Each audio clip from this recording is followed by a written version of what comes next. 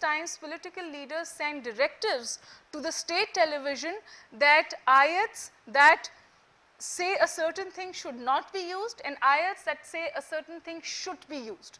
That means that using religion for political ends. Why I support a secular form of state, which to my understanding in the South Asian context, in the Pakistan's context, is coexistence, it's tolerance, it's protection for religious minorities, and it is not politicization of religion. Look around yourself. Everywhere, religion is used to promote a certain end. These people who use religion for that vested end have their focus on imagery rather than substance. You have anchor persons covering their heads. Is that indicative of Islamic State? Secularism, the way it was imposed by Soviet Union, is also incorrect. The way it is imposed in Turkey today is also incorrect. My understanding is that if you swing to any extreme, whether in a religious state or a secular state, then problem arises. So my thrust here is that when we talk about secularism in the Pakistan's context, we put our foot down to say that we will not allow our very precious, important religion to be used for the wrong kind of reasons, to be used for political ends. You mentioned something very interesting.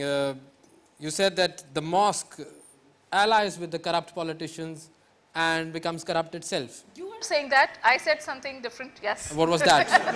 I did not say that the mosque allies with the corrupt politicians. I say that politicians and also sometimes our religious leaders use religion to their advantage. And because we grow up in households where we do not question what is religious, so they use religion to sort of suppress all kind of dissent. That is what I am saying. You also mentioned about coexistence. Does an Islamic society not guarantee coexistence? A true Islamic society would guarantee coexistence, but if you see Islamic societies in the world today, we see that wherever religion was sort of implemented, then it was used to suppress religious minorities. Thank you. Thanks a lot. We'll move to my left side, where we have the panel which will support the Sharia state. Our first speaker is Mr. Taha Ghayas. Bismillah ar-Rahman ar-Rahim.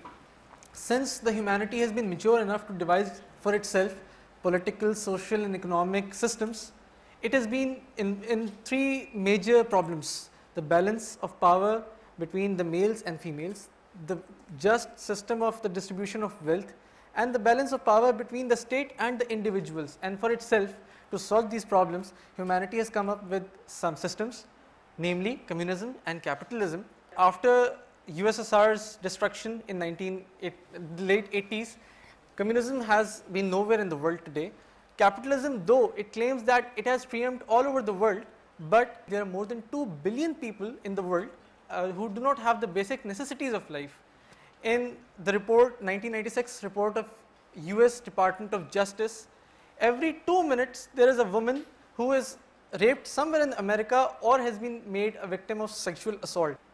There are more than 45 million people in US, though it claims to be an economic giant, who live under the threshold of poverty.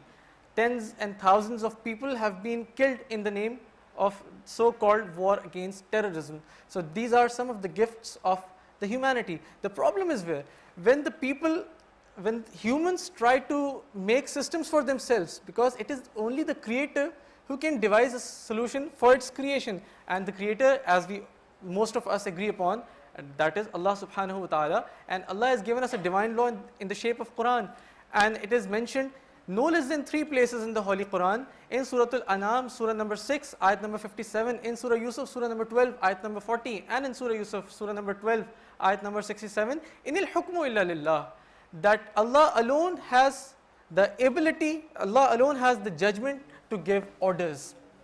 We are the Khalifa, we are the Naib of Allah subhanahu wa ta'ala. We have to implement the system which has been given by Allah subhanahu wa ta'ala on Allah's land. That, according to our belief, can be the only just system. And I will summarize the top 3 demands in the 3 areas: that under the political system, Allah demands that no legislation shall be done repugnant to the Quran and the Sunnah. That this has been agreed in the objective resolution already in 1949 in Pakistan's constitution.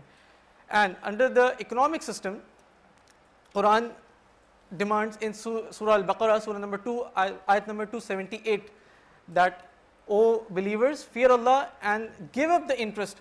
So if you do not do that, then be prepared for a war with Allah and His Messenger. So under the economic system, Islam demands that the system of based on interest in gambling shall be removed. Under the social system, what Islam demands is complete human equality, same law applicable for all the people. It is nowhere in the world which any state which complies on this statement, complete human equality. Islam demands that. And Islam demands segregation of sexes, which has been inferred from Surah An-Nur, Surah number 24, ayat number 30 and 31. Under Islamic system, everyone will be free to accept any mazhab which he or she wants, but system can be only one. Thank you.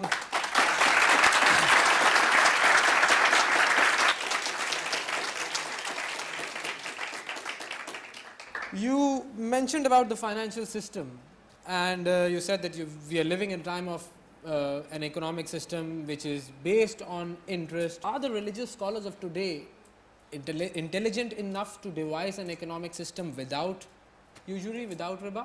There are many scholars who have contributed in this regard. So we must get ahead. First of all, it is the problem of acceptance that riba is prohibited. 95% of our bankers today do not accept that riba is prohibited. Thank you, Taha.